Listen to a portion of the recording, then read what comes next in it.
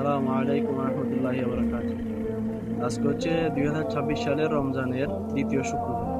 শুক্রবারে তো এমনিতে অনেক আমল আছে, তার মধ্যে অন্যতম আমল হচ্ছে দুরূদ শরীফ পাঠ করা। আল্লাহুম্মা সাল্লি আলা মুহাম্মাদিন ওয়া আলা আলি মুহাম্মাদ কামা সাল্লাইতা আলা ইব্রাহিম ওয়া আলা আলি ইব্রাহিম ইন্নাকা হামিদুম মাজিদ। এটা হচ্ছে দুরূদ ইব্রাহিম, এটা বেশি বেশি বেশি বেশি পাঠ করবেন। আর যদি সংক্ষেপে হয় তাহলে আল্লাহুম্মা সাল্লি আলা মুহাম্মাদিন নাবিয়্যিল উম্মি ওয়া আলা আলিহি ওয়া সাল্লিম তাসলিমা, এটা পাঠ করবেন। আর যদি না এটাও বড় লাগে তাহলে জাস্ট সাল্লাল্লাহু আলাইহি ওয়াসাল্লাম সাল্লাল্লাহু আলাইহি ওয়াসাল্লাম, এটা বেশি বেশি পাঠ করবেন। আল্লাহ তাআলা দুরূদের মধ্যে রিজিক, ধৈর্য এবং সম্মান এবং কি রহমত সব কিছু রাখছেন।